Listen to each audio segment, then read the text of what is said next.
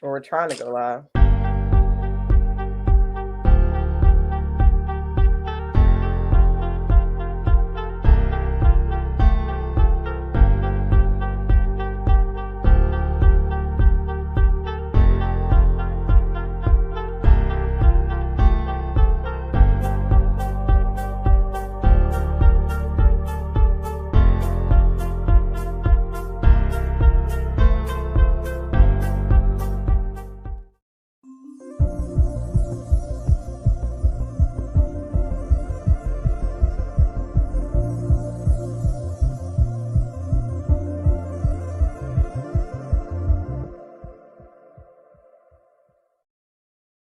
All right, we're here. Happy Wednesday. Happy hump day, everybody. This is Christal XO with Dating Diaries. There we go again.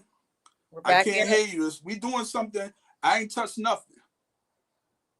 But when you flip to go over, it blocks me out. I don't know why it keeps doing that, but I'm gonna come in and come back out. I don't know what happened. Okay. I ain't touched nothing.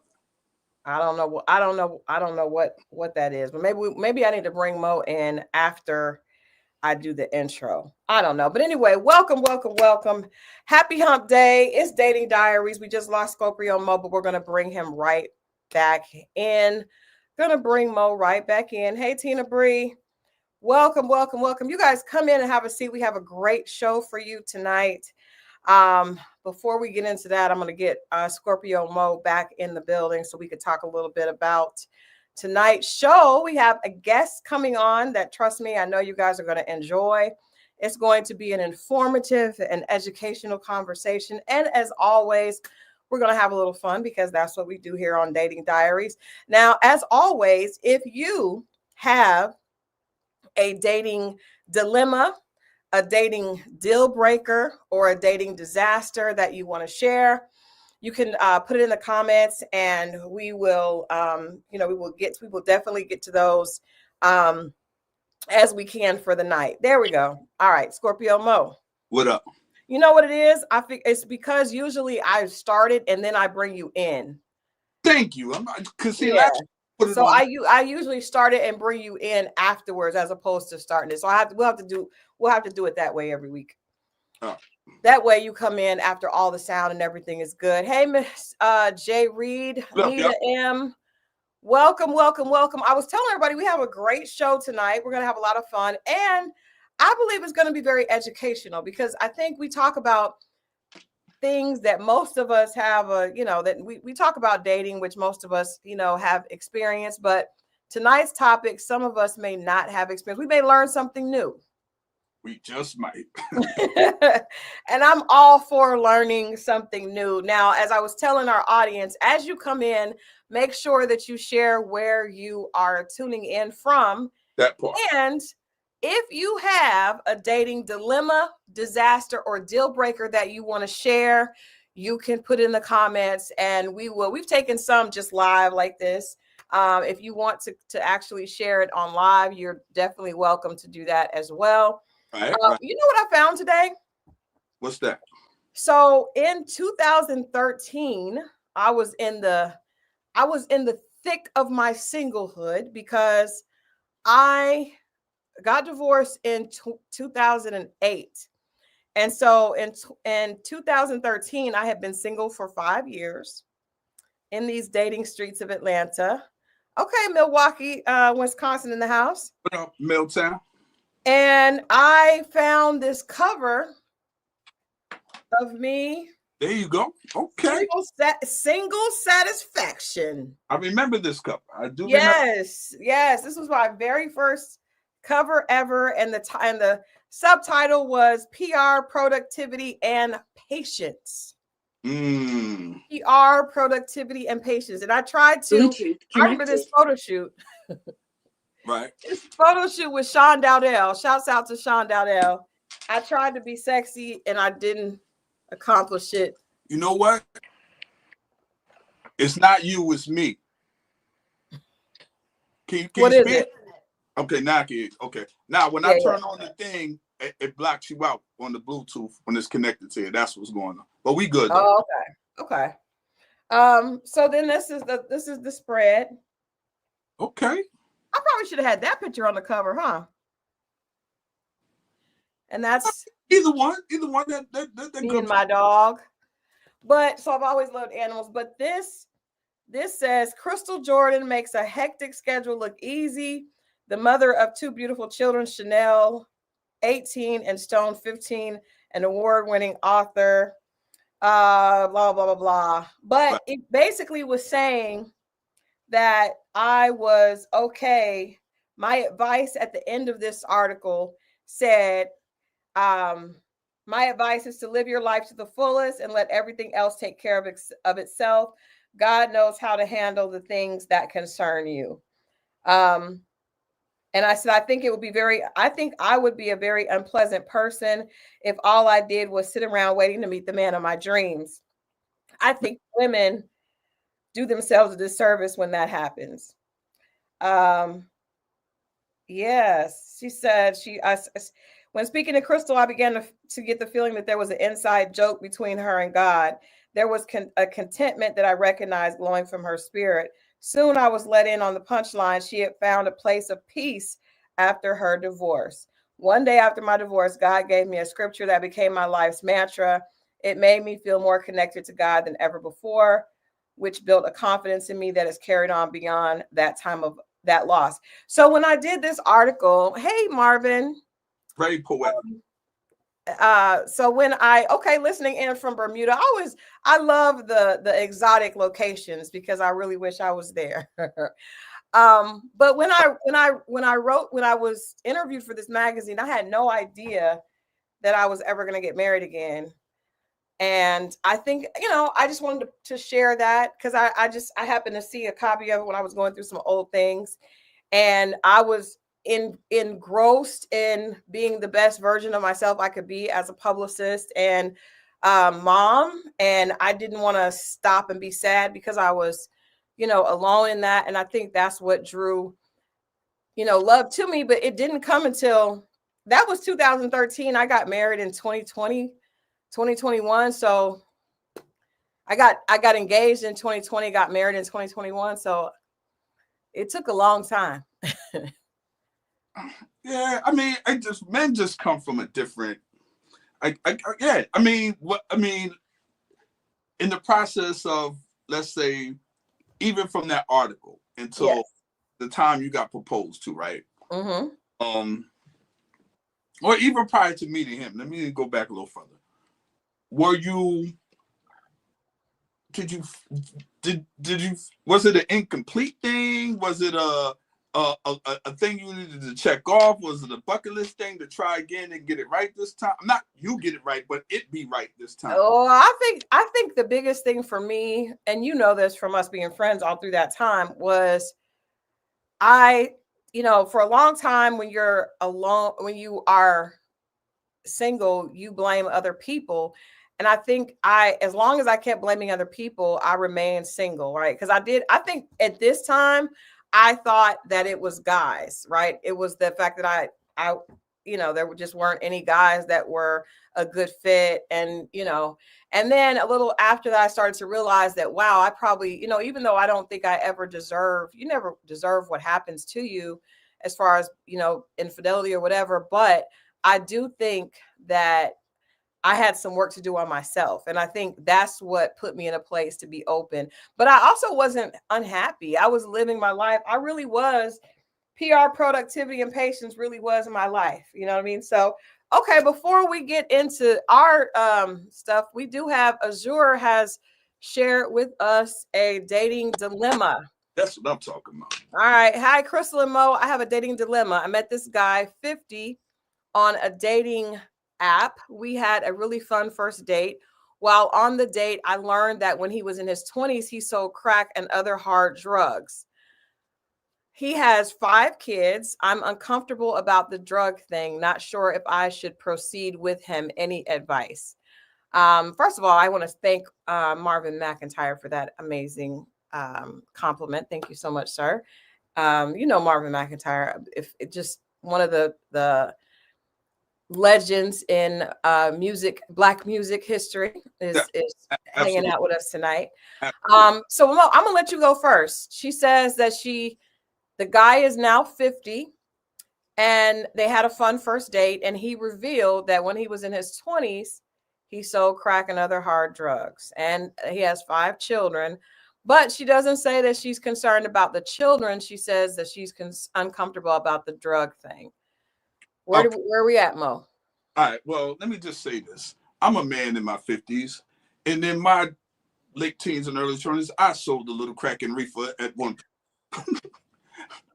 Now, that's a good place to start. And I don't think that makes me a bad person now. I dabbled in that field. It wasn't really for me, but what I'm saying is we all got a pass, whether it be Jay-Z or all these other guys. Like in your 20s, you're in your 20s, and whatever your story was leading up to you, but that doesn't have to be who you are. You don't have to hold it. It's a lot of people who changed their lives, whether they had to be incarcerated to do it, whether they had to see unalive family member, things of that nature. So I wouldn't condemn some. Now, to me, and even those guys, and even myself, when you got older, you think about morally how wrong that is and the effects of it. But when you're chasing that money, you see it, but you don't really take it in because you don't stand. You don't stick around too close to feel it. But a lot of these guys, you see them now. It's a lot of the truck drivers that you see that travel and your goods to you, who you'd be surprised they can't get a job. And one of the few jobs that they could get is being a truck driver, getting an LLC. And it doesn't make these people bad people. I think we've all made mistakes, and a lot of us, are remorseful of our past. You know what I'm saying? And I don't think because of what you've done 30 years ago, 40 years ago, necessarily makes you a bad person. And that brother, man, if he's not being sneaky with it now, and then you coming in and you finding large sums of cash in the Nike shoebox and stuff, I don't think there's anything to, or getting people knocking on your door every 20, 15 minutes. I think you're good. Why did I think of the PJ? I know why I thought of the PJs because of Haitian Empress. Hey, Haitian Empress. So it made me think of that show with Eddie Murphy where there was drug abusers on the show. I actually agree with Mo Azura. I think that someone that is 50, I think that there are a lot of people that have done things in their past that they would not share. Some people are embarrassed. Some people are just sneaky and deceitful. And the fact, I would love to hear how it came out in the conversation. But if he was just being honest, I actually would appreciate the honesty. And I think, like I said, there's a lot of people that do things in their 20s that do not define who they are, at age 50. So you mentioned that he has 5 kids, and you said that, but you were a little concerned about the drugs. But the fact that you mentioned the kids lets us know that may be an issue. Can you share with us, like, how old are the children? Do you have children? Because I think that's something that's ongoing. Like, children are not going away. They are going to be there. So if you have any issue with the children, I think that would be an issue that I would be more concerned about than him being honest about, being a drug dealer for a certain amount of time.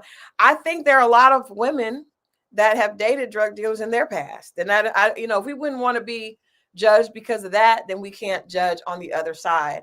Also, I want to say that in my humble opinion, the best entrepreneurs usually had a little history of being a street pharmaceutical. Yes. Because there usually is people that are down on, that are in situations that they don't have access to other capital, right? Their family may not have access to capital, and they know how they understand the philosophy and the formula for business, but they don't have the information, education, and perhaps access to do it the right way.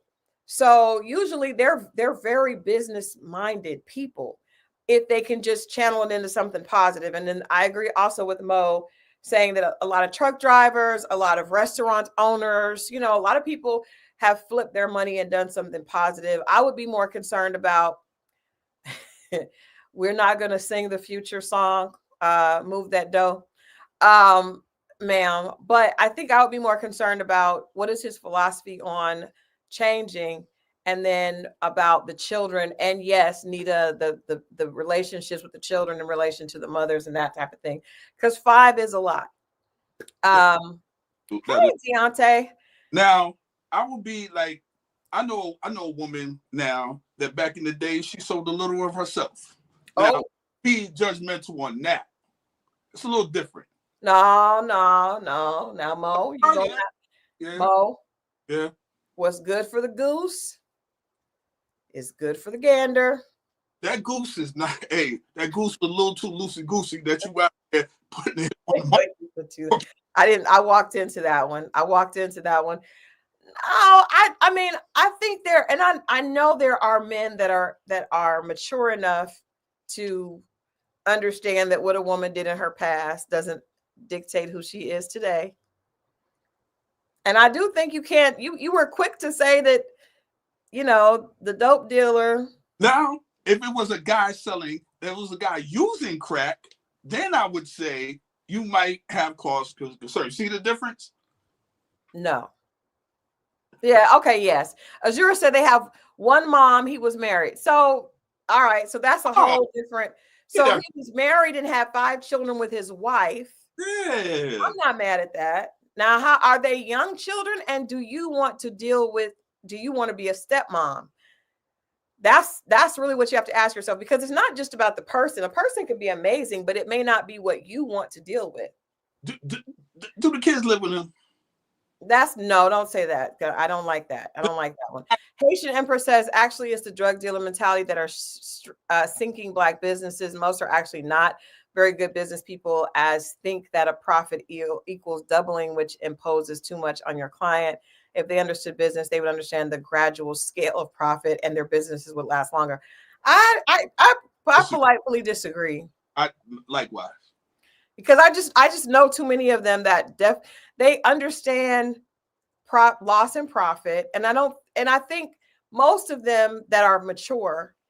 I'm thinking of one guy right now that owns a restaurant. He is well aware that you're not going to make your profit margin is not going to be the same as when you were younger on the street. But he also understands that doing that, you're going to make more money, but your risk is a lot different, and he doesn't want to continue to have that type of risk.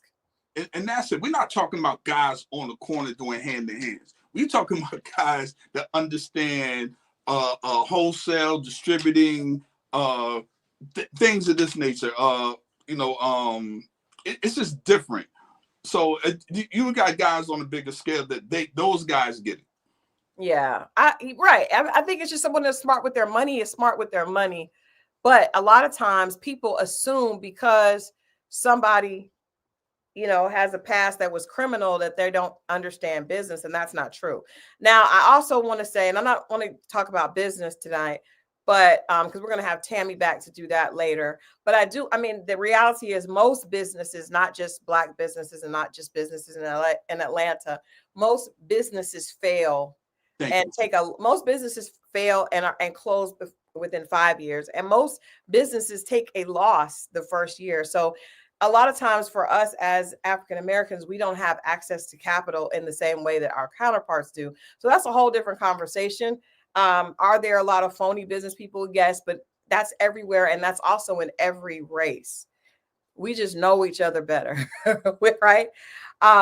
So Azura, we think that, if you had a great first date and he was married and he has 5 children from his marriage, then I would go on a second date. I think that as long as you are aware and taking your time. So if you have a good first date, go on a second date, assess the second date, and then go on a third date. And I think consistency and continuity are the keys to knowing if this is a guy that you want to keep. If he continues showing up and being transparent, which I like the fact that he was as transparent with you as he was on the first date, then continue dating until you see inconsistency. And at that point, then you make your pivot. But if you don't, then I think you can be open. Great advice. I love that. Yeah, man. Because this is this is not the only reason why some people lie, but this is a reason why people lie. If they feel like you're going to judge them and not give them a chance to show you who they are now, then they'll tell a lie. And then if it winds up coming up later, then the first thing people say is, well, you could have just told me the truth. Yeah. So he's telling you the truth, and he's telling you the truth about something who he's presently not. So, and it was so long ago. yeah. And he was married and he has 5 children. As long as he's a good father to 5 children, I don't think that's problem, unless you don't want to be a stepmom.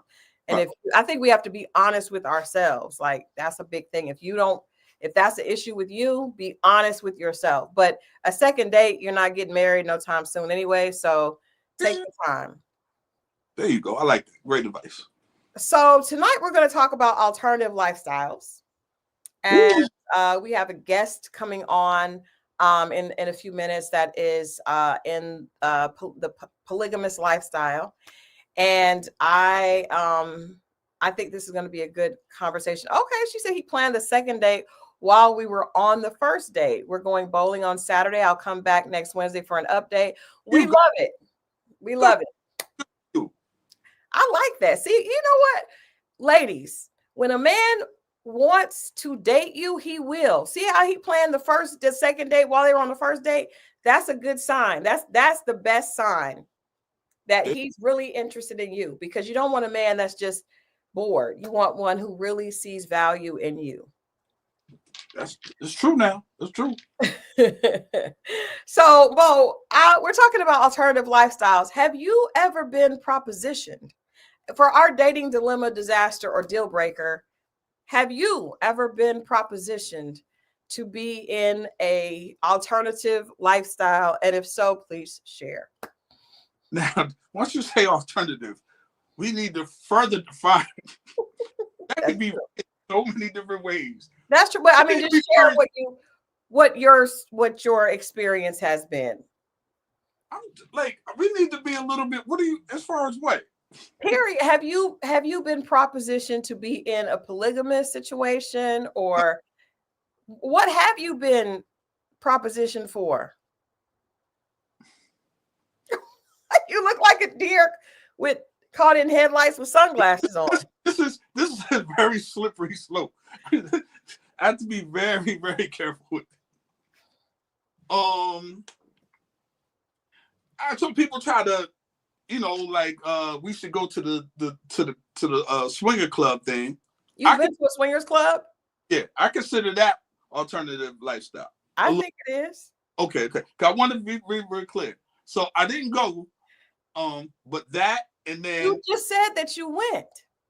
No. I told you, no, I did not. I was like, I had somebody proposition me. I did not go. Okay. It came up, but it never went. Okay. And then, I don't know about proposition, but I had people from. I had 3 incidents, 1 here, 2 here, and 1 somewhere in another state, where somebody from an alternative lifestyle tried to make a pass at me. Oh, someone from the LBC?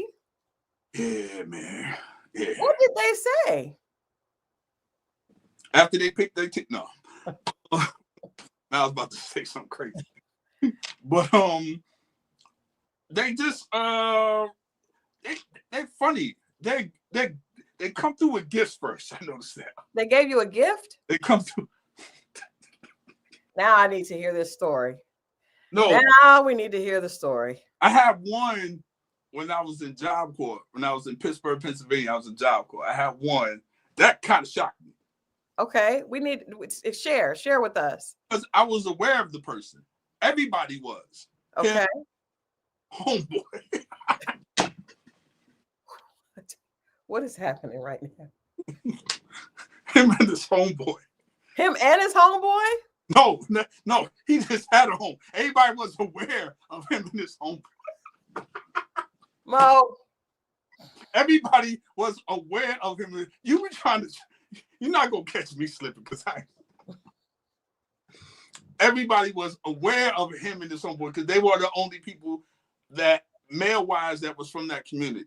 Okay. So it definitely stood out. Okay. So At one time, I was just walking down the corridor and It's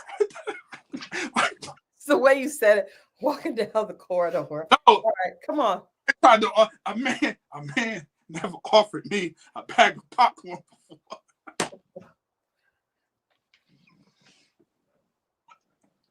Hold up. So I didn't take it. He just said, would you like a bag of popcorn? Basically. This story is stupid. No, but here's the thing. This person wound up getting kicked out, right? Yes. I don't know how many months How later. did you know he was hitting on you? I'm getting to that part. Come on with it. Okay, my bad. He got kicked out. And he's like every bit of 6'6". Light skin, Michael Jackson curl down. But he had wrote me a letter. Oh. And I'm like, what? I showed all the dude. I'm like, yo, this is dude. I'm not gonna say the person's name. It was crazy. And I balled it up, right? What did the letter say? I'll be honest with you. I don't remember. It expressed interest, right? But then I never responded. I get another letter. Uh-oh. And it had a stamp. It had an envelope and the stamp already with it with his address. So all I had to do was send it back. I never responded to that either. So that was my first, when somebody was like, what? It shocked me. Was it a long letter? I don't remember. That is the most important. I don't want to remember no details like that. I would just want to know, what did it say? Like, what would he, what would he, what would his was like, I've been watching you.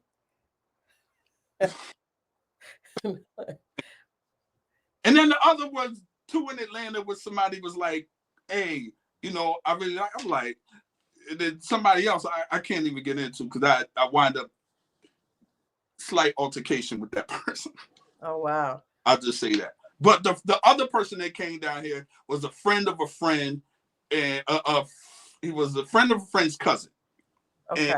And Corey knows the story. C Dub knows the story. C Boogie knows the story. And they had left. They were staying with us. Our manager. I was doing the music thing, and all rented us a house.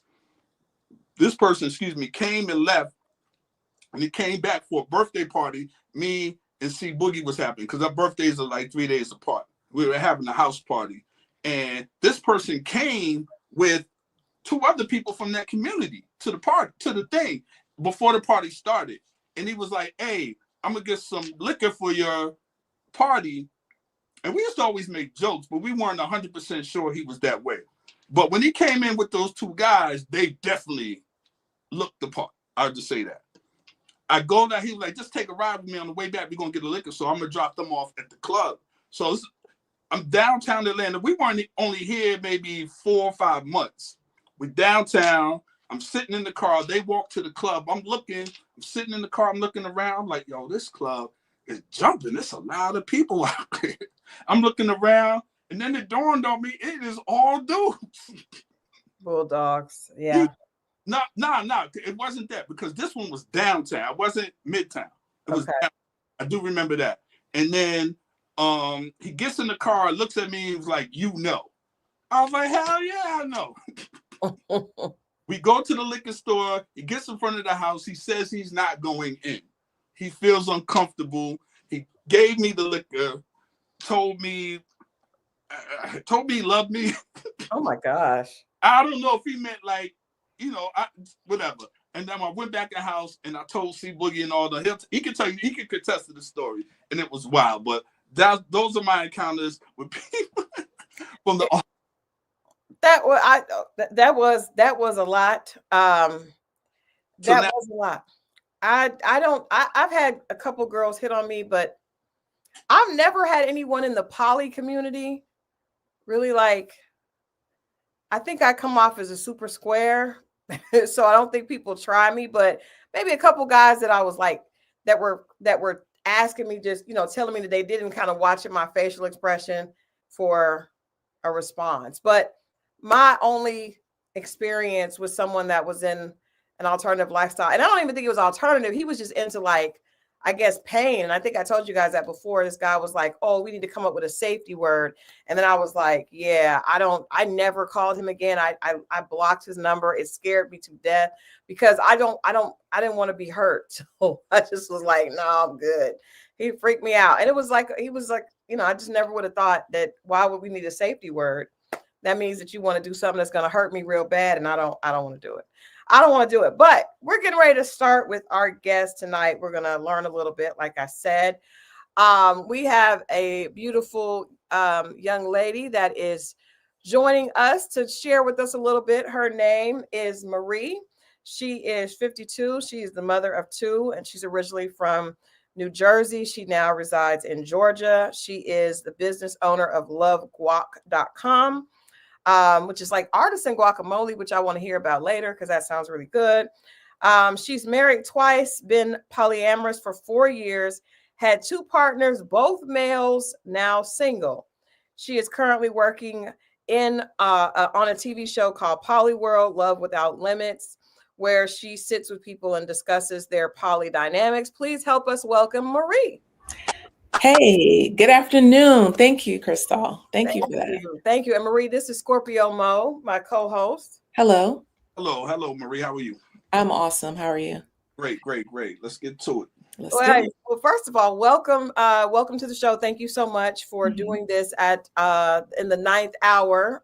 We had another guest that did not make it. Oh, you know what? My husband reminds me that I did have another encounter with an alternative situation. I went out with my husband twice, but one time was ridiculous. We went to a birthday party for a girlfriend of mine, Marie, and this young girl comes over to our table and she's just like, "Hi, how are you?" And I thought she was just being like polite because, I think she was a host. I felt like she worked there, and I'm nice to everybody. So I was like, "Hey, how are you? Thank you so much." But then she wouldn't leave. And then she just started to like compliment both me and my husband and kind of like ask could she sit with us, to which I then became very alarmed that this young lady was attempting to come on to us as a couple. And she was younger than we were, which is weird. So that happened to us twice.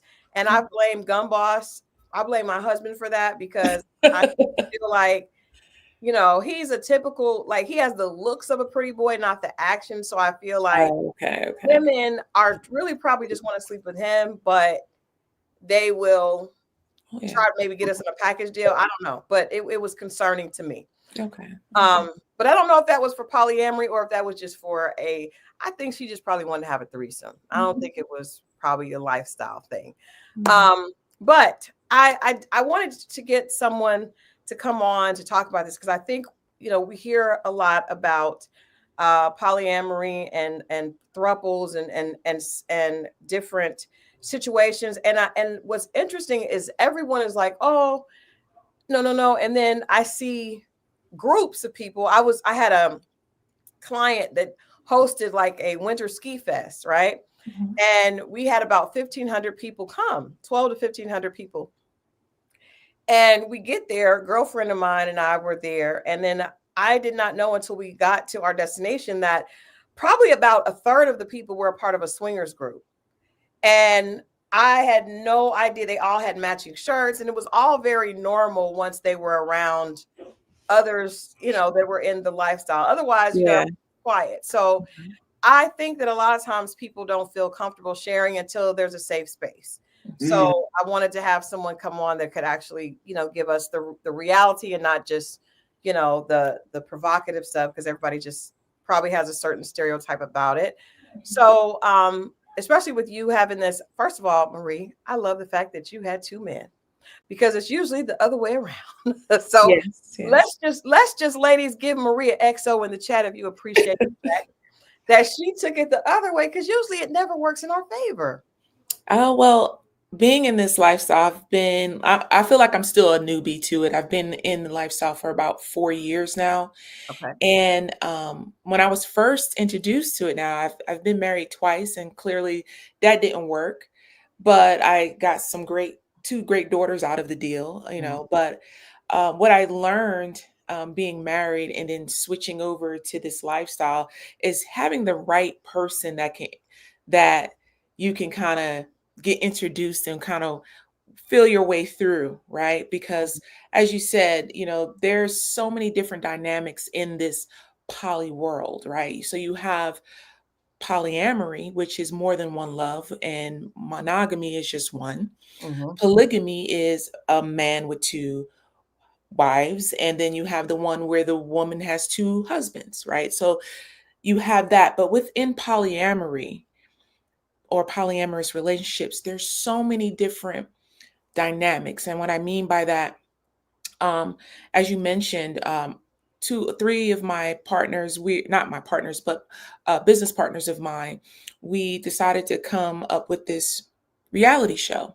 Mm-hmm. And it was introduced to a great friend of mine who I've been friends with a very long time, who've moved here from New Jersey here to Atlanta. He's a voiceover actor. Mm-hmm. And I told him that I was poly, and he asking me 50 million 11 questions. And I said, well, since you've moved out here, won't you come hang out with some of my friends? And so he hung around them, and I don't know what he expected in his head, but he told me, he said, I thought y'all was going to be like all over each other in a hot tub. Da, da, da, da. And I'm like, yeah, as I said before, it's poly. It's not an orgy. It's not swinging. And people tend to correlate the two and, I'm not trying to have sex with a swinging is just what it is. You're just having sex. Mm-hmm. Poly is a relationship. It is a connection. Just as if you were trying to connect with one, you have the what's the word? You have not the obligation to be with more than one. You just have the privilege to.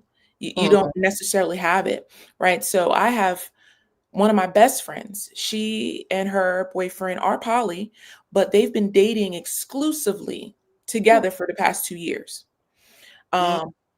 And he has all eyes on her, right? But they have the freedom if and whenever out and about enjoying life, they meet someone or she meets someone, she has that opportunity to date and get to see where it goes. It may not go anywhere, or it may just be another connection, a partnership, because people have to understand too that these connections, these partnerships are not necessarily always intimate. Intimacy is not always penis and vagina, right? Mm-hmm. Intimacy is different levels of connection and what you can, how you can evolve, or how you two can make each other better, or, as a human being. So, really, my cat just walked in. Loud. My Get dog, out. my dog is here, and she is laying down on the floor, and she heard the cat, and she just Yeah, just walked in. But again, so Polly made it interesting enough for me to try it, right? 4 years ago, was the way it was presented to me, right? So the way it was presented to me, I was talking to this guy I met online, and we connected. And I would say like the second or third conversation, he told me he wasn't monogamous. And I was like kind of disappointed, because that's all I know, right? So he told me he was poly. And I said, well, explain that to me. How does that work? And he explained it in a way like, he said, imagine, you have a partner, they have a partner, you all live in one house. That's one mortgage you're paying, right? Say you have a kid, the other partner has a kid, whatever. You guys help with bringing up the kids. You guys, you help with the bills. You help with each other's businesses. You guys can travel together. It's a tribe. It's a community that you're building, and it's all in love. Like, it's a real thing. And I'm like, wow, that does sound interesting. Let's see. Let me see how this works. And to be honest, my first marriage, I can say, thinking back on it now, it was pretty much non-ethical monogamy, because my first husband, allowed me to date other men while we were married. Oh, wait. Whoa. And right. And this was in 1995, maybe. Right. So wait a minute. Hold on, Marie. Hold on. How did you guys get there? Did he say to you, do you want to date something? Like, how did, because that usually, and I'm just, Mo can jump in, if he agrees or not. Usually the male ego is not okay with that, right?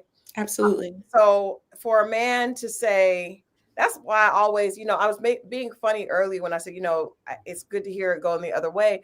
But usually men do not like sharing. They're very territorial. Women are territorial as well. Oh, yeah. Have egos also. But we see it more stereotypically with the man being like, I want to be the only one that is, this belongs to me. And marriage is a lot of times feels that way. So what was different about your first husband, and how did you guys get to that point where he was okay with you dating other men? I think what was different about it was at his core, he knew that I was not really, really into him. At his core, he knew that. Mm-hmm. And my mom even knew. But, I was 20 something years old, 23, 24. And my mom, and even like, I think after a year of being married, I called my mother's like, I'm not feeling this. She's like, I know. She said, I know you wasn't into him as much as he was into you. Oh. So, but being that I married him, we were like really, really good friends. So we had this open communication. We had this open dialogue. Mm-hmm. And he was like, if you want to date someone, you can. Was he older? What? Was he older? Was he No, we unattractive? the same age. Was he unattractive, Marie? Not really. No, not at that time. No, it was, he just knew that, and he didn't want to lose me. Mm-hmm. So allow me to go ahead and date. And I would go on these dates and I would come back and tell him about it. Like, oh, it's cool and this and that and the other. And he was like, okay, oh, okay. And I remember one in particular, one dude that like actually kind of broke my heart. And I brought it back home to my husband. He was like, you want me? I was like, nah, I'm cool. It's all right. And we moved on forward from that. So he wanted to go hurt the guy for hurting you, as opposed, because most guys want to go beat the guy up for being with the woman. Right. Talk to the guy to put them back together. No, I mean, it was like, again, we were younger. He knew that, I wasn't really into him. So, but he wanted to low keep me. self-esteem. I'm just, that's shocking. Yeah, it is. I think he did have that to a degree, but we moved on from that. And then eventually it just didn't go the way we want, or he wanted to go. Because I was pretty much done. And we divorced. We're great parents. We're great people to this day. You know what I mean? And then my second marriage, that was just, I don't know, that was a fluke. Let's just say that.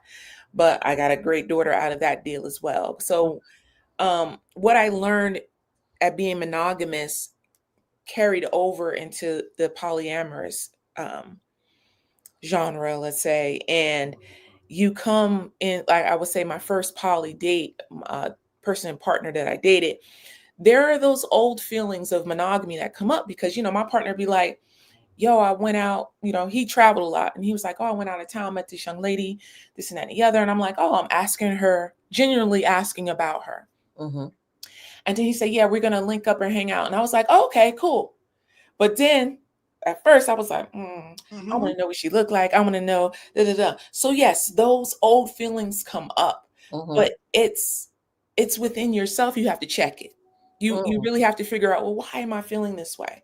He likes me because there's something about me in particular that I bring to the table. So whatever it is she brings, complements that as well. So there's no need for me to feel some kind of way, because you think about it, in monogamy, these women, these men are in these relationships, they don't know what their partner doing outside of that, to be honest. You know what I'm saying? And a lot of times these women are like, oh, how could you let your man date somebody else? How do you know your man not doing it and not being authentic and genuine about it, Yeah. So it just allows for that open transparency, and it allows you to really connect on a real level. Because when you're dating exclusively just one person, you're trying to be everything you think that person wants you to be, right? That representative shows up. I feel in poly, I can be 100 from the door, which I am typically anyway. Right. But, it allows me to be, and allows that person to be as authentic as possible. This is who I am. This is who I date. I have a nested partner, and I also have a long distance partner, what have you. Mm-hmm. So, and you get to learn something which is called compersion.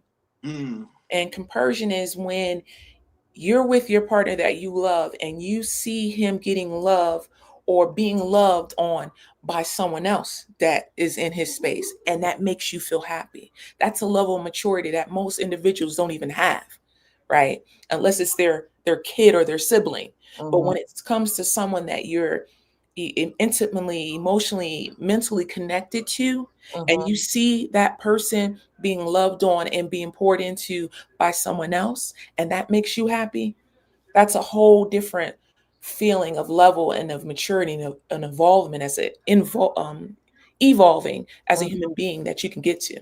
How long did it you get to that process, or are you even there yet? How long does it take you to get to what process? To the compersion? Virgin, yeah. It really is a person to person, right? Because individually, like in these poly relationships, you're still dealing with human beings Right. Mm-hmm. with emotions and traumas and stuff like that. So you Mm-hmm. still in the poly space, you still have people that bring that old baggage to Yeah. different relationships, right? Mm-hmm. So it's always has to go back to you, right? Mm-hmm. And it takes time. It takes a real dedicated person that's gonna kind of hold your hand and walk you through.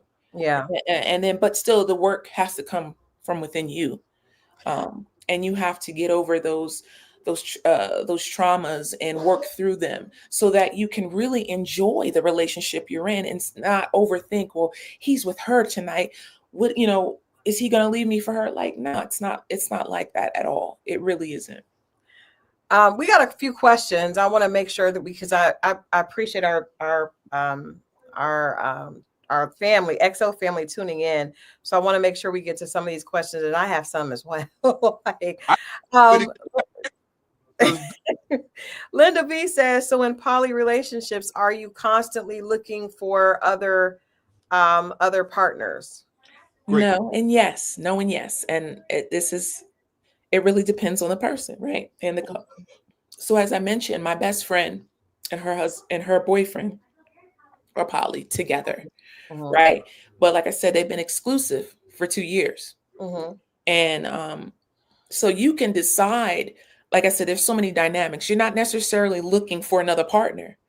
It's not the obligation because you're poly to have multiple partners. It's a way to, in your everyday life, think of a time maybe when you were monogamous and you're with your person and y'all kicking it, but one day you met someone Mm-hmm. else and they triggered something in you that, like, wow, he's really interesting or she's really interesting. Ooh, but I would love to like see where that went. But you can't because you're in a monogamous relationship. So you can only, in poly, it allows you to, hey, let me talk to this person. Let me see how we connect. Let me see how we can help each other evolve. Or I'm feeling some kind of way about this person. Mm-hmm. Let's see where it goes. It's no obligation. You could be poly solo. You could be poly just one partner, but you guys may have partners that you don't even introduce to your main partner, right? Because they're parallel. So, Mm-hmm. like I said, there's so many different dynamics and so many ways you can be poly in this that's comfortable for you. And at the end of the day, you create the boundary in your relationship. Hmm. Um, Health Reformer says, can she love on other men and he see her and be happy? Do men have the same ability to have Yes. conversion? So, yes. And to answer that even more in depth, so the two partners that I was with, I met one, we dated for like a year and a half. And then within that year and a half, I met someone else. Mm-hmm. And the someone else that I met is married. And his wife has another partner, male partner as well. What? Mm-hmm. Right. So she's married. I'm dating her husband. Mm-hmm. I already have a partner as well. And I think the after our first date with my second partner who's married, um, he invited his wife over to my house so I can meet her. Mm-hmm. And and I met her, first time I met her, we clicked. Like Now, let me be clear. I'm not having sex with his wife. I'm just in a relationship with her husband, right? But our friendship, his wife and me are like this to this day. Even though I'm not dating him anymore, me and her are still like this, and me and him are still great friends. Great friends. We travel together. Actually, we're going to the DR next week for his 50th birthday. It's us and a whole group of us are going. So why would the relationship end? That part. Okay. Yeah. So as I said before, when you're dating in whatever realm you're dating in, you're still dealing with people's traumas and issues, right? Yes. It's not any different than dating monogamous. So the reason why I'm not with him anymore is because and I just learned this a couple weeks ago or a couple months ago, because he's been asking to date me again. I'm good. But I asked him, I said, well, why did you break up with me? Because I said, because the reason you gave didn't make any sense. I said, it really pissed me off. It really like totally disappointed me in what you said. And he said, well, to be honest, our relationship was going so well. He pretty much self-sabotaged it. And he brought up old stuff to make his point go through so that he felt better about doing it. Don't you hate that? Because I'm the type of chick, oh, that's what you want to do? You want to be friends? Great. I'm cool with that. I could be a dope ass friend, just like I was a dope ass partner. You'll see. And then a year or so later, he comes back and says, you know what? I really miss you. I want you back. And I'm like, yeah, I'm good. The person that I was then is different than I am now. So you you dropped the bag on that. But we could be great friends, which we are to this day. I'm great friends with both of my partners. So that's a good. The next question is very good. Like, do the poly people get tested more often? Because Yes. Okay. Yes. Yeah. So another example of that. So remember, I'm dating this one guy who's married, his wife, and his wife also has a partner. Right. And I think at the time she had 2 other partners, because she started dating the guy that she's with now. And since she had another partner, that when I came in, they were kind of on outs, and then he left. So to answer your question, yes, we got tested every, I would say, 3 to 6 months. And like I go to, we go to our OBGYN every year. I had to run it, gave it to the group. We all shared that. And to be honest too, we had protective sex as well. Oh, okay. So like, again, I'm not having sex with her or her other partner. I'm just dating her husband exclusively. Right. Well, but would you not say that if you are having, because when women are sleeping with a man, a lot of times he may be fine, but those women may have issues because he's dipping in everybody around. So it's like, even though you're not being intimate with him, he's being intimate with her, she's being intimate with someone else. So the risk is just, you really are intimate at some point, because whatever she has, she's given to him, whatever her partner has is given to her. Like, it's just a lot of connection. So, the tree is a lot of branches. So how to resolve that? In my experience, in my dynamic, it was very, everybody knew who everybody was with, right? And it wasn't like, so I'm dating him, she's dating him. For the most part, it's just the 4 of us, right? Anything outside of that, we knew who that person was, or there was protection at all costs. No one had unprotected sex at any cost. Now, although her husband had a vasectomy, we still had protected sex. Yeah, because that's like the pregnancy is the least of the concerns. Right. So we still have protected sex. And like I said, when you have a dynamic such as that, I mean, we're around each other. We know who's seeing who and who's doing what, because there's an open dialogue, just a open communication and transparency there. So once you have your tribe, you're really close knit. So but there's always room for human error, because absolutely. And when that happens, that person is okay. You need to go ahead and get tested before anything goes down over here, and that happens. Yeah, I'm sure, because there are situations where there are open marriages, right? And I don't know if that's. I need to ask you, what is the difference between open marriage and polygamy? But in an open marriage, there are still sometimes people that are not honest about what they're doing. It's like you have the opportunity. Sometimes I think the excitement is in doing something that I'm getting away with. That adds to the hype of it sometimes. But for those of you just joining us, Joda said, "What did I walk into?" We are having a conversation about alternative lifestyles right now. We're talking with the very beautiful Marie, who is in the polygamous lifestyle, and she is sharing with us. We're getting a little bit of education about the lifestyle and that community and how things work, because I do think that when people hear polyamory or polygamy, they just think of like a orgy is happening. But can I be honest?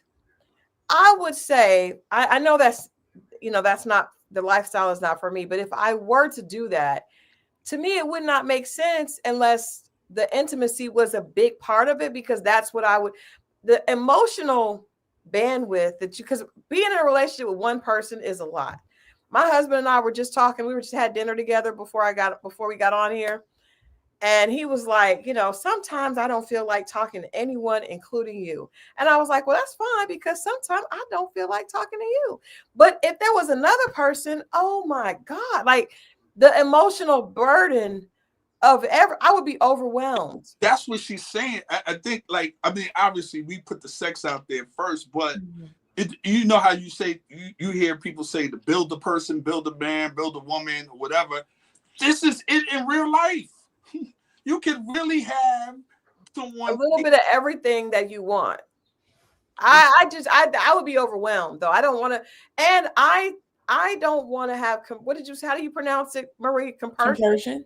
I don't want compersion, because I like to know, for me, I was just thinking when you said that, I like my husband to be happy, but if I saw another woman loving him, that would make me, I don't want to, I would feel like I'm not special, because I think a part of what drives me is feeling like, okay, there's one person in this world that I am a priority to, and he is a priority to me. We got each other's back regardless of what. It's he and I, us against the world. That's what I like from the relationship. For me, if that wasn't the case and he was going to be with 3 or 4 other women, then I would just be like, well, I'm good. I like the feeling of knowing that we have a secret and it's us against the world. It could be all that world. Without that, I'm just like, because I that wouldn't appeal to me to just have a lot of partners. I see very attractive men or very ambitious men and I could be like, oh, that's cool. But I like the fact that I picked one. But I think that the idea of if you're able to have compersion probably dictates if you're able to absolutely be in that type of relationship. I'm not. Yeah, and to be honest, it's not for everyone. It really isn't. I mean, for most people, it's hard to find everything in one person. Oh, for everybody. And it's a hard task to be everything for one person, right? It is. And I think the older we get, what we deem as important to have in our lives change as we grow and evolve. So in my instance, with my one partner, he worked a lot. He was on the road a lot. So, and I like my time by myself as well. So when he was out of town or he was working, my other partner would be like, hey, let's hang out. Let's take a trip to Florida. Let's do this. Let's do that. Great. Let's do that. Again, I own my own business. Each of them own their own business, and we were there supporting each other. And the coolest thing was that I introduced my first partner to my second partner. Come to find out, they both Trinidad. So they had that in common. And even to this day, we're all still friends. Actually, like I said, we're going to Dominican Republic next week for my ex's 50th. My other partner is coming along with us. Actually, he called me. He said, Tasha, you going? I'm like, all right, I'll go. So, it's just like it's amazing how these different relationships, these different partnerships, these different people, how they just continue to add to me. Even though I'm not in an intimate relationship with them anymore, they still add to my life, which is just amazing. And the type of people that I met in polyamory, the friends that I have now are just unbelievably just my 2 best friends are both poly. Both of them one of them is about to get married. The other one is married. They've been poly since they've been married.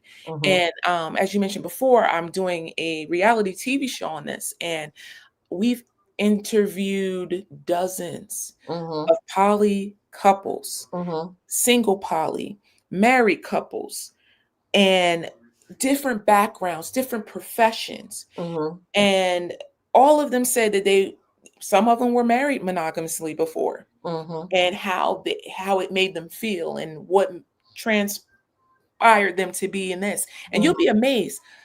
A lot of women are convincing men to be poly instead of the other way around. Well, Mo told me that he's had women that tried to get him to participate, I believe. Thank you, Haitian Empress, for saying that. And I do have compersion when it comes to other things, just not sharing my man. And Exactly. And like I said, it's not for everyone. It I really never, I like the eggplant for you myself.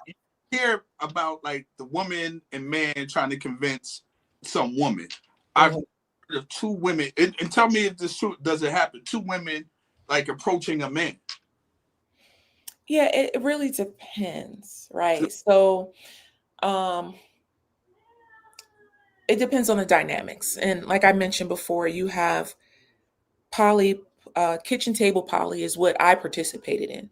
What does that mean? Kitchen table is when I'm dating him and he's dating her and she's dating him, and we can all hang out together. At We the can kitchen all sit at the kitchen table and be together. We can travel. We can do that's what kitchen table is. table? Then you have parallel. Parallel is both people know that they're poly, but they're not introducing their partners to the other. Gotcha. I'm doing that already and don't even know. Exactly. And then you have solo where you're just by yourself and you date other poly people. Mm. You have a hierarchy. We interviewed a couple who they're married. She's bisexual. He's not. They're married together. She has a female partner as well as a male partner, and then she has a husband. He Mm. has four other female partners along with his wife, but his wife come first. So Does she? they're here. Her partner is here, her partner's here, and his partners are down here. Okay. So they have what's called a hierarchy, right? Okay. So, and it's funny because when we interviewed them, they was like, "Oh, we're about to go on a date to meet one of his partners now." This, Mhm. and you have those questions like, "Well, what if you don't like her or you don't like him? How does that work?" And it really is not a matter of who you like or outside of who your partner is dating, right? Mhm. Um, long as there's no funny business, there's no like deceit. Whereas, well, I'm getting with him because I really want him all to myself and Mm-hmm. have him. Nah, that's not happening. So, and yes, there's jealousy in poly, there's cheating in poly. Mhm. I mean, so just like in monogamy, those things can happen. I would But be furious if there was cheating in I would be. I would there be is there livid. is there is cheating in poly, Yeah. and it's all because people don't want to communicate, or people think, well, I want to tell her because she don't like her, so I'm not going to tell her or him about him. Nah, this is your time to be authentic and be real. It's all right. She don't like him or he don't like her. Mhm. It's if they're adding to you and not hurting you, But I you do like it, I think love it. there's a excitement that can be an aphrodisiac, can be seductive Mm-hmm. and sneaking, right? So I think that's why there's always gonna be cheating, because it feeds some part of our human, I don't know, the bad side of us, to feel like, ooh, I'm doing something that's wrong and we're doing it together. Like there's always gonna be cheating, because when everything is in the open, you don't get that rush that comes from doing something that feels sneaky. And I think that's that's why it's kind of like some people, they cheat because they want that high. Right. And two, again, it goes back to them internally, Yeah. why they feel they need to do that in a space where they don't have to. Mm-hmm. Right. So that's coming from something within that they got to deal with as well. And those type of people are picked out and discerned upon quickly in poly, Mm. and are pushed to the side, Mm. and people let them know like, nah, don't mess with them because this is what they're about. Yeah. So that communication goes far in the poly world, because um a lot of these groups, it's a small groups, there's pockets of groups, there's groups all over, right? But there's within a pocket of a group, there's you're going to see it run into the same people, so it can get saturated at times. Mm-hmm. And but Yeah, I mean, it's just a matter of, like I said, the thing that makes this work, the thing that every couple have said in every interview is communication. Right. Mm-hmm. Welcome. Communicate and transparency. Welcome, Blondie. Again, if you're just checking in, we are talking about polygamy, polyamory, and alternative lifestyles, and how some people decide, after being married, after being in monogamous relationships, that it's not for them, and they do make this decision. I've a couple more questions, and then if you guys have questions from the audience, we definitely want Marie to be able to answer those as well. I am very invested in the conversation about economic empowerment, specifically with African Americans, right? So I want to ask you, I've heard a lot of people say that they are in polygamous relationships because of the economic empowerment and what it allows them to do as community, and when it comes to finance. And I think that's a very valid point, but I want to ask your opinion, kitty cat. Ask your opinion on that. How do you see that? And is that a motivator for a lot of people that are in this lifestyle? I wouldn't say it's a motivator, because a lot of the women that are in this space that I've met are the Mhm. breadwinners. Oh my God. Or I would say they make more than their significant others. Especially my close friends. I saw a Um, documentary where that was true. huh? I saw a documentary where that was true. I was shocked when I heard that. Yeah. Yeah, a lot of the women are making the money, right? What are they doing? I mean, I have a friend who just bought 14 acres of property and is building it up, and like it's dope. It's really dope. So It's like, their and then I have property? another person that makes hella money. Like it's a level of maturity, right? But it's a level of quality that you're coming into, right? Because you can't come, and we used to ask people, can a broke man or a broke woman be poly? Most of them say no. But some say yes. It really depends on, like, what you looking, how do you fit, right? Yeah. Because in some polydynamics where you have a triad where you have three people, Mhm. and in the triad is you're only dating each other. No one else is allowed to date, Mhm. right? So Mhm. like my sister, she's in a triad, and they live in one household. They help her raise her my niece who is 8. Mhm. They all three of them have incomes. They Mhm. have one rent, one mortgage. Yes. They're building together. So, and my sister makes more than both of her partners. Are they So, both men? no, Okay. Okay. she's I was gonna say dating. that. Damn She's it. with a married couple, and she's dating both of them. Oh, she's She's dating dating the the husband wife and the wife. and the Okay. husband, right? So, and she makes more money than both of them put together, but it works, right? Yeah. So it's not always about the money. A Okay. lot of times it's really about connecting, and everything else kind of just falls into place where it needs to. Mm. So it's not always, definitely, but it's a great caveat. It's great that if you actually connect with someone and you guys work and build on this partnership, that Mm. you can bring your monies together or help each other and where the other is lacking, and then just kind of Mm. grow from there. I like that one. Try it. I don't like it at all. I like Because I guess I remember I interviewed well, it wasn't a couple, it was a man and 5 women. And this interview is probably it's still on the page, but it's way back when I first started the channel.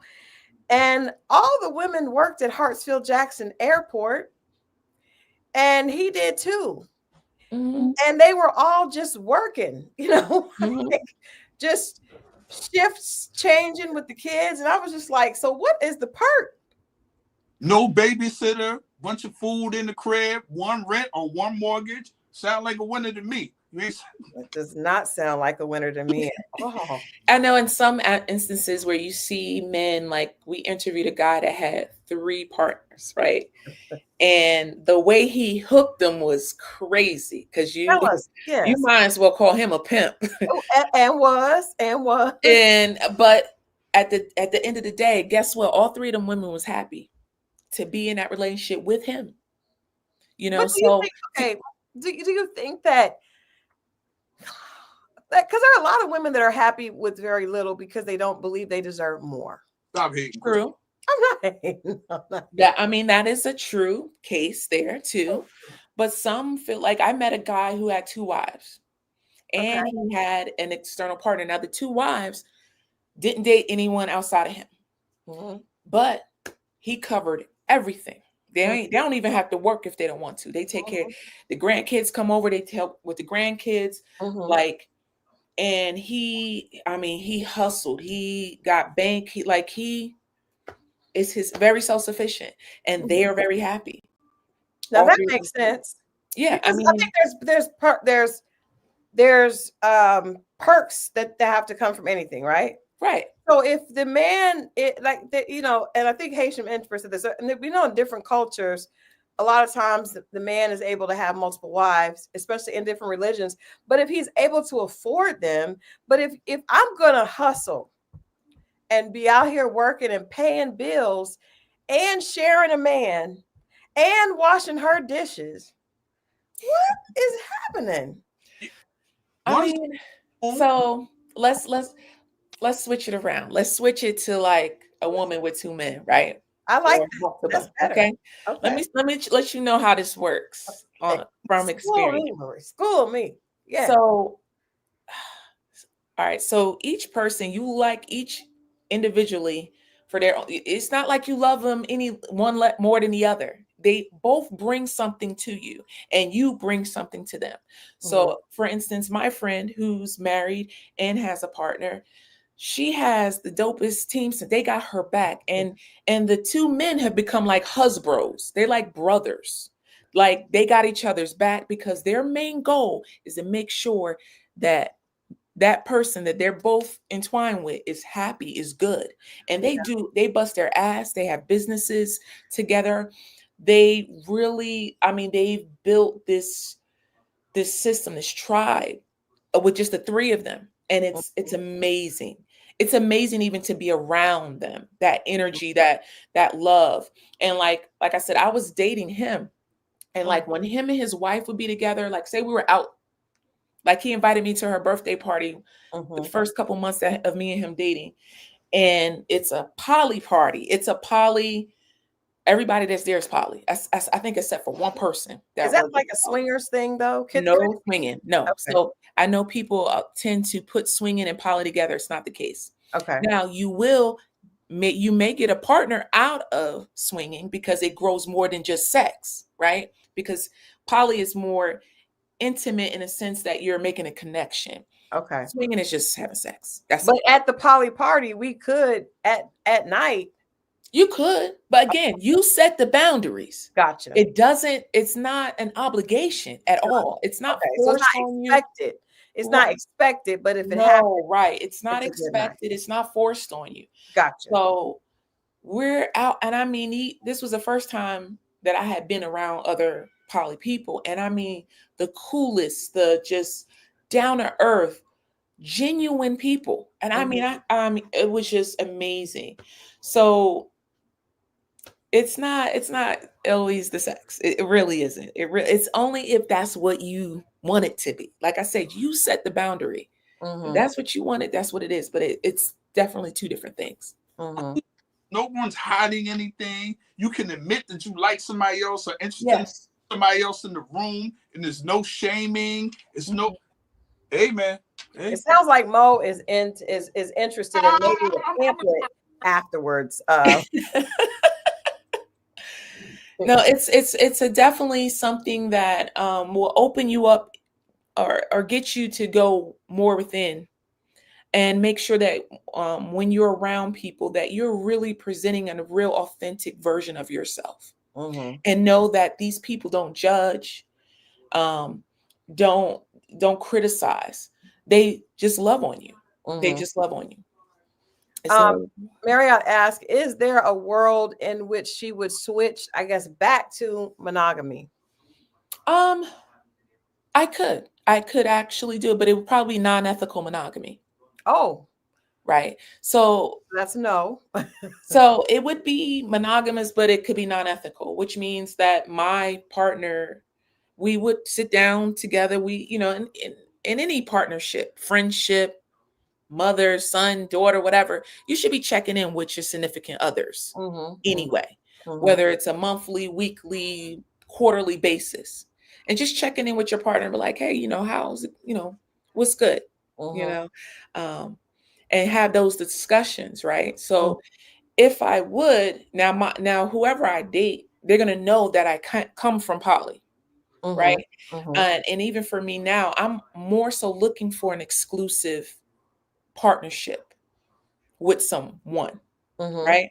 Now, they're going to know that I come from this, or I'm going to meet them in the poly space. So we already know that we both have that. But I want to be exclusive. And then when we're ready to decide to have another partner, we come back and we have that discussion. But it's always going to be me and them first. Okay. So in other words, almost like a hierarchy. Yeah. Do you in your perfect mind, because it seems like there's a lot of different options, right? And I do think it's good that people have options, because I think that if Mo is a man that doesn't believe he can be monogamous, then he should be with women that understand that, and that's not a problem for them. Because what happens when you are with someone that is for monogamy and you're not, you end up hurting that person unnecessarily, right? So I do think that people should be able to have these conversations and decide what works for you. Like we were saying earlier with Azure, we had one of our viewers tonight was saying that she had a dilemma, and that the guy that she went on a date with had 5 kids. I think you have to be able to look at someone and say, I'm attracted to this person, but I don't want to deal with 5 children, or I do. And I think because if you stay in a situation, you can end up hurting yourself or hurting the person. So I think it's the same way with monogamy. Yes. Or the ability, because you may be the type of woman that says, you know what, I can be getting all my needs met, or at least you're never going to get all of them, but I can be happy, right? But I may see another man and want to do that. And some women may not, you know what I mean? And there could be a man that's okay with that. So I think we have to talk, and you have to not be afraid of a person of not having someone if they don't have if they're not in alignment, because that person really isn't for you anyway. Exactly. Good point. Totally agree. So I'm asking you, saying that, what is your perfect case scenario? Are you bisexual? Do you want a man that is with other? Do you want it to be a triad? Like, what is the perfect situation for you if you could draw it out? I'm not bisexual, so I guess my perfect would be just my ideal partner, right? That could probably be 80% or if not more of what I need or what I want in my partner, right? Someone who is intelligent, emotionally, spiritually involved, and that has, not too laid back, because I'm 52. I come with a lot of energy. So not too laid back, but willing to do and just have dope experience, because, and at this age at this time in my life, life is just getting better. And I would like to, no one wants to be by themselves all the time, but someone that they can really just, just connect with. Connection is big. Frequency, vibe is just really big. And most people, when they meet their partners, why, when did you meet, or how did you meet them? It was like, we were at this gathering and we connected, and it's been strong ever since. I've interviewed couples who've been married for years, and we had one couple, she always been bisexual. She never told her husband. And it was like their 10th or 11th wedding anniversary. And she told him, she's like, do you mind if we bring a female into this relationship? I've been not trying not to tell you, but I'm bisexual. And he was cool with it. Of course. You don't know until you have the conversation with them, right? So he was like, okay.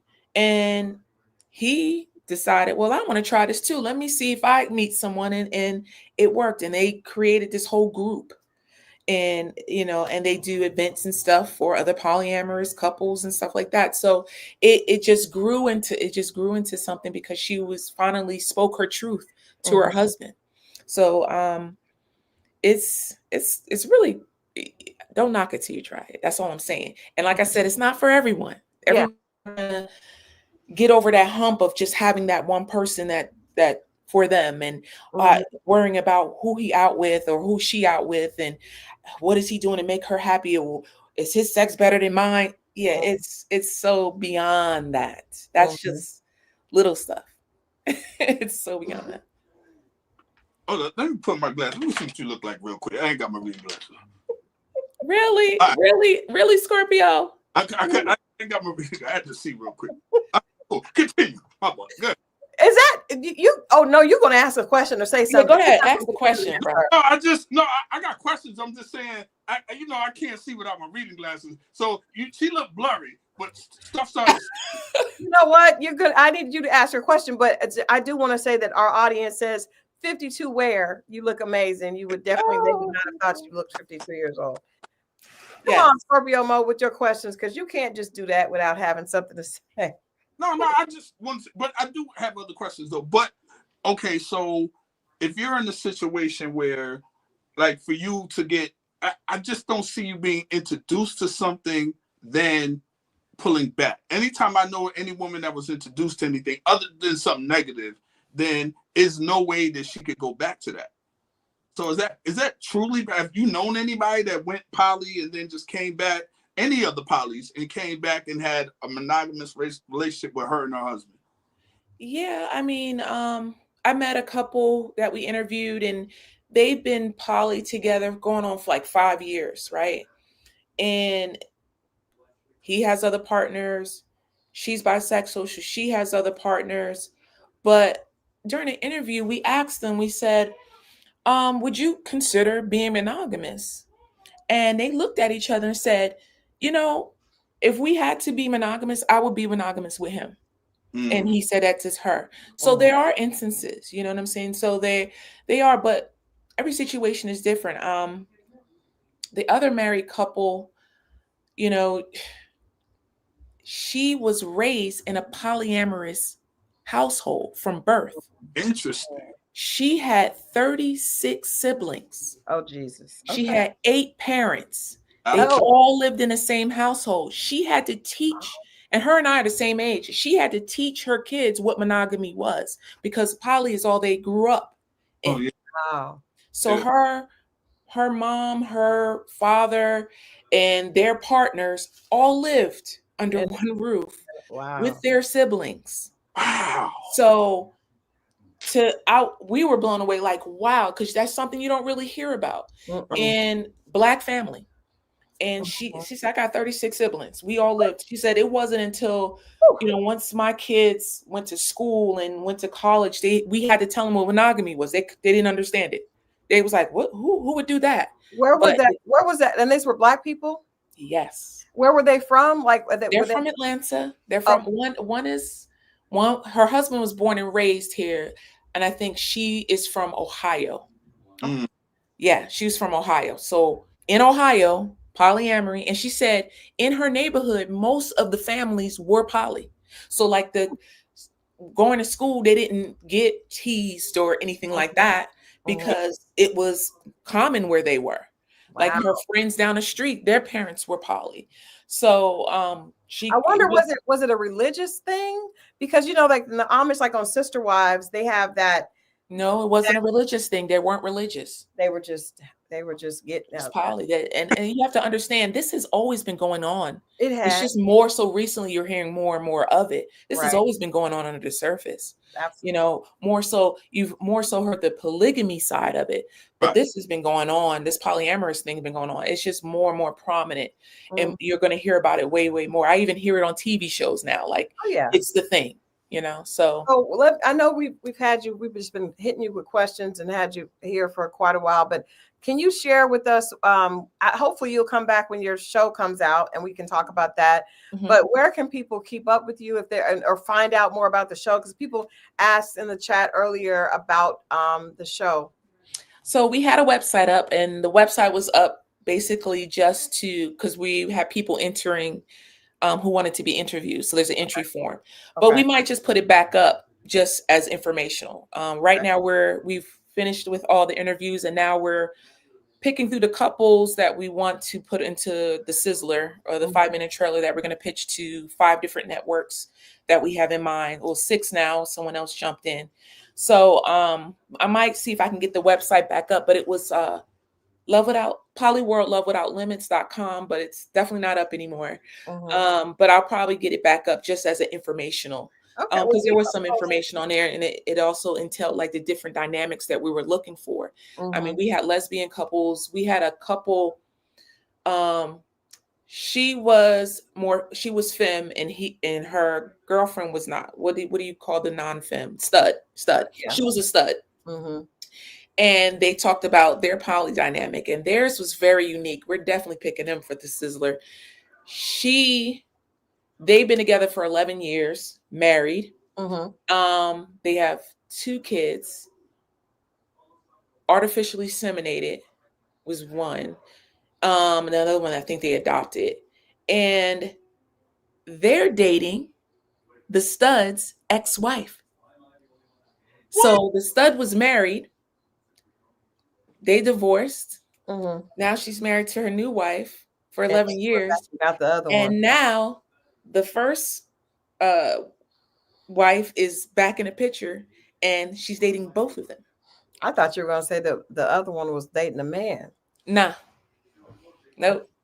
So it's just so, and once you start to dive into this a little bit more and research a little bit more, you'll find like you never know, the person you work with next door might be that. Oh, I'm sorry. I know people that are in the lifestyle. Yeah. But a lot of them are not necessarily defining themselves that way. Right. It's just like, oh, I got 2 women, you know what I mean? And they're cool. Or I got, 3, and everybody is okay with each other and knows about each other or whatever. That is extremely interesting. Yeah. Thank you so much for coming on and being so transparent and so informational, because I had never heard of compersion before. So I learned something. And Patient Empress shared with me. I do have it, just not. I think that idea of, everybody's relationship motivators are different, right? So I think for me, that idea of being special, because I would have a hard time feeling special if there were other women involved. Like, because when I remember when I was married and there was cheating, I felt so betrayed and so hurt and so much like there must be something wrong with me. And I know there's not, but I wouldn't want to be in a situation, because I do have one last question for you. When you did have the 2 guys, can you honestly tell us, Marie, that you did not like one a little bit more than the other? No. She might like something different. No, I didn't like one more than the other. And that's crazy. And as you were asking me, and I'm like, no, I didn't. Like, they both served a purpose for me that was, I won't say even, that I love them both. I love them both exclusively the same. And, of course, one partner is a little bit more involved than the other or what have you. But when we were together, it was like dope. It was just really I don't know. I don't even know what to call it. Yeah. I've heard men say that about women. Like they like them all differently. But I know for me, even when I was single and I was dating, and after I forced myself to date more than one guy at a time, because I was like, this dating one person is not working. You got to be able to be dating more than multiple people until there's a commitment. I would be sitting on a date with one because I would always like one more and be wishing I was with the other one. I would always like one more. It's kind of like when you have that really awesome best friend that you've had for years, right? And you have another best friend. You love them both equally, right? But even though you may not see them, as often, but when you guys are together, it's like no time has passed. And it's kind of like that. It's just more on an intimate level.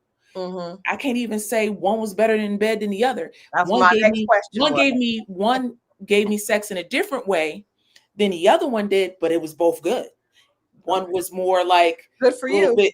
Pushed me to my limit, where the other one, I pushed him to his limit. Okay, so you got a chance to experience two different sides of yourself. Exactly, which is even dope because there we go again. We're going back within me, and now like, yo, what are you bringing out of me? This is awesome.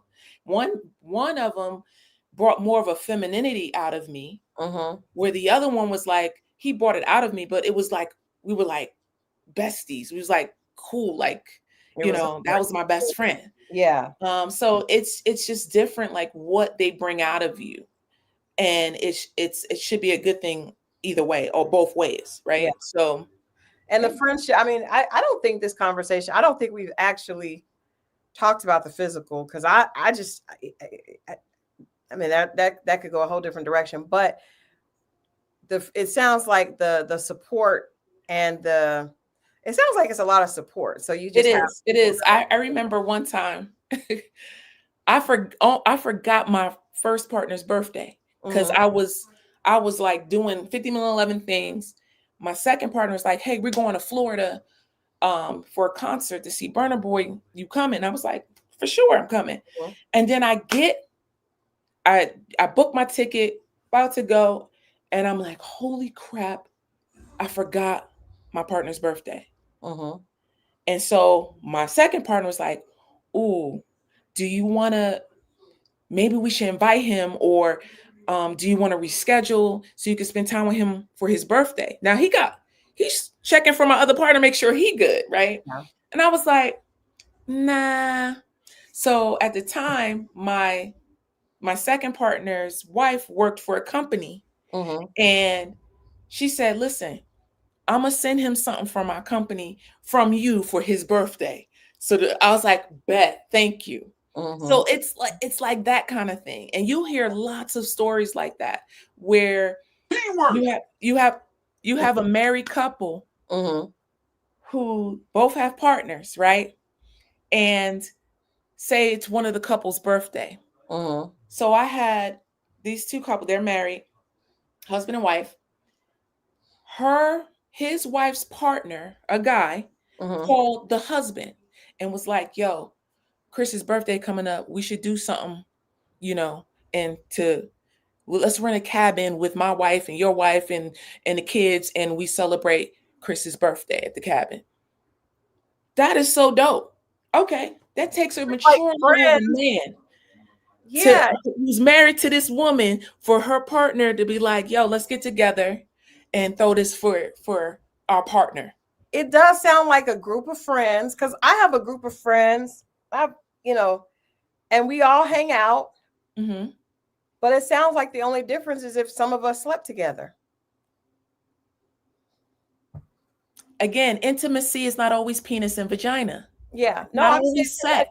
Otherwise, we would be right. We would be the same as that, because we all do. Hey, one of my girlfriend's birthday is coming up. Her fiance called me, like, what are we going to do? So we're doing that, but it's, we're not having an intimate relationship. I mean, physically intimate relationship. Right. So it sounds like people say it sounds like friends with a lot of friends with benefits. Just a little benefits. Right. A little bit more than just friends, though, because there is a level of a relationship that you're developing with this person. There's people that have been dating each other or been together or even got married to each other. Right. That are poly. Yeah. Right. So there is something that comes out of this. Like my best friend, who I met her 3 years ago at my second partner's wife's birthday party at her house. Right. So I met her, and then her boyfriend, that was their first date. Their first date was at a poly birthday party cookout. And here we are, January 2025. And he called me, and he called our mutual best friend to say, I'm proposing to her this Friday. So this is what we're doing. I'm like, they're still poly, but they're about to be married. So you might meet the person of your dreams that's poly, and then you guys create something together and move in that space. And it could be poly, it could be monogamy. You can meet someone poly and y'all become monogamous. Yeah. So it's just being open to whatever fits you, fits the Yes, couple. and And I you think get to create the boundaries. You get to create the rules how you want to show up, poly. Hmm. Mo, do you have any other questions? Because it sounds like you want to join the community. I get a pamphlet or something. I'm gonna look. Okay. Well, we do have Instagram and Share the Instagram, please. I believe the Instagram is Poly World Love Without Limits on Instagram. Let me check my card real quick. I think that's what it is. I think people wanted to see the page. You said Poly World?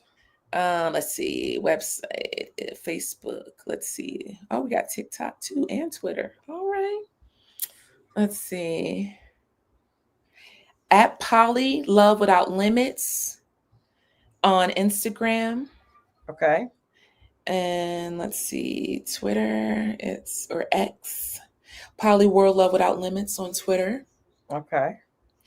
And let's see, on Facebook, it's Love Without Limits on Facebook.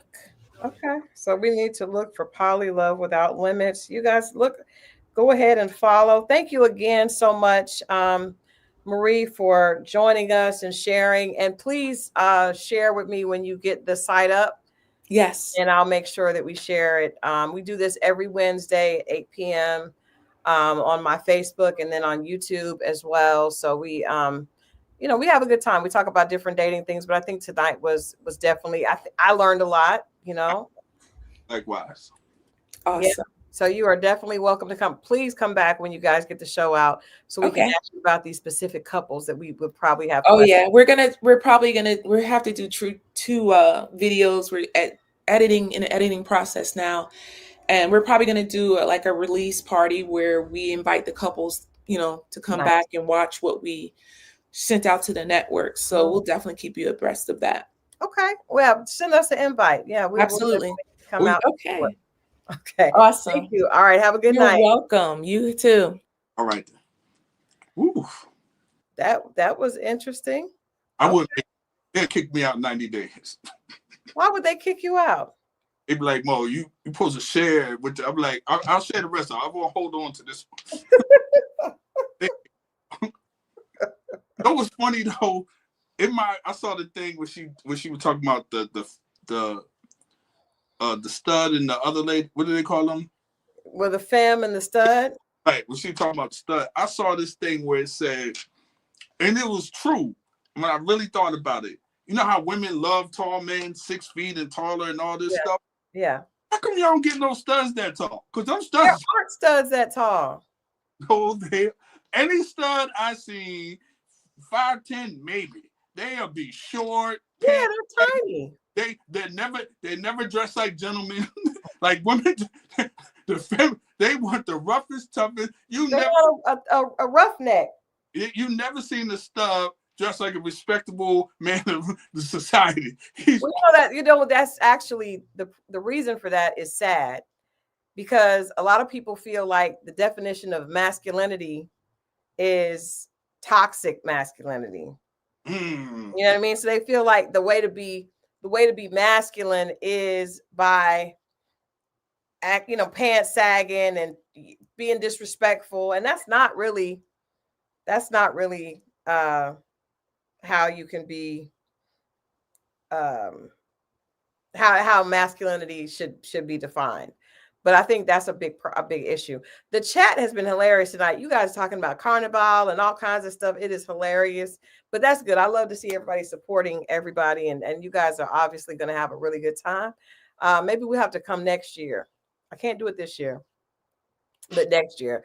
I saw a trans man on Kendra G's show that I would never have expected to be a woman. Like, I born a woman. I was so shocked.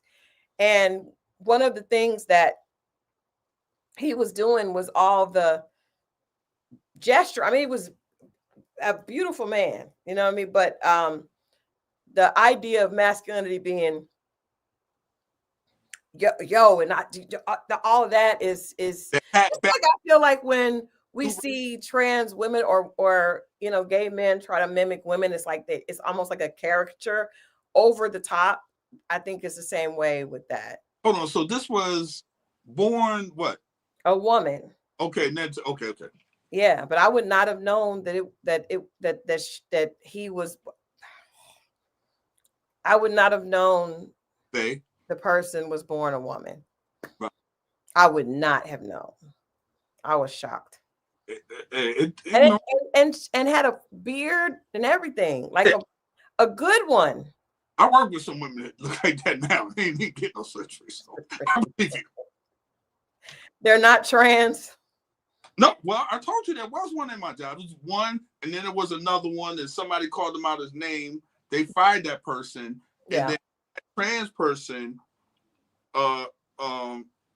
tried to get their job back because he refused to call her a woman, pardon me. And that person went as far as tried to get that person's job back. And I respected that. I was like, wow, that's, Yeah, that's, then I saw, and I wanted to pull that clip, but when we had the guest, I said, you know what? We won't do it. But there's a clip which is hilarious. I may pull it for next Wednesday.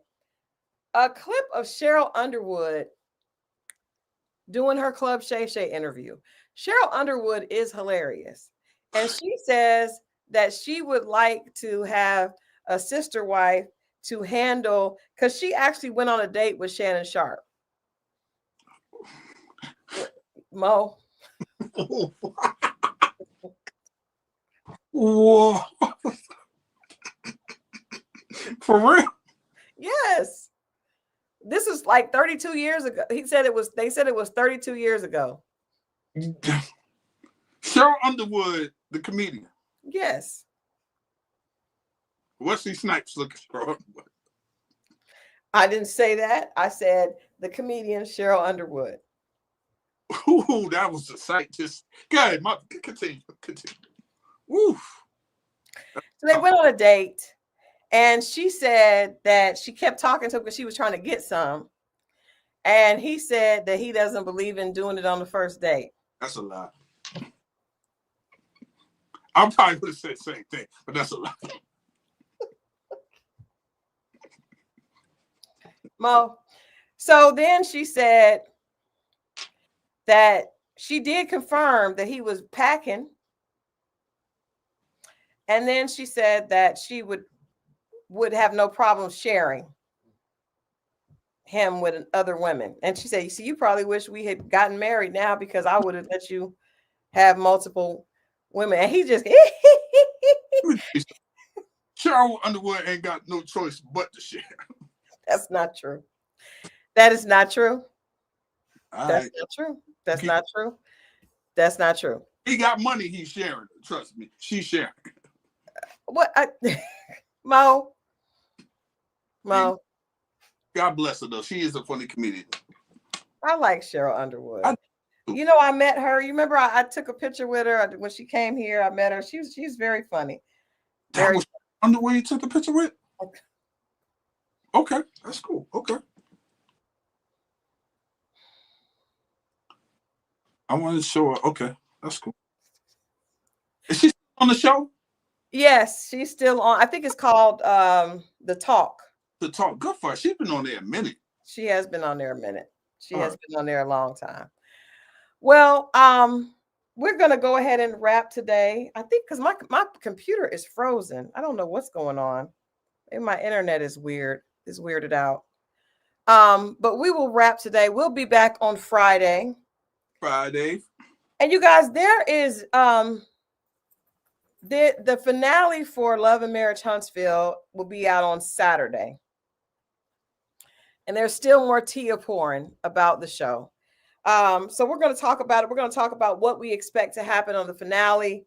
I also want to talk about we need to talk about Love is Blind and the fact that the update, yes. The update that we know about Ashley and Tyler. And then also Married at First Sight. There's been, I think I sent you the clip of David and Michelle and his lie about the food. It's going to be interesting. We're going to talk about all that on Friday at 10. You guys know the deal. We'll be back with relationship recap. Yeah. And we may have to do something special for Love and Marriage Huntsville. The finale is going to be Saturday, and then so the following week we are going to focus on doing a live right after the reunion. So stay tuned for that. You guys know Ready to Love is coming back. We'll have a snippet from that on Friday's show as well. What's up?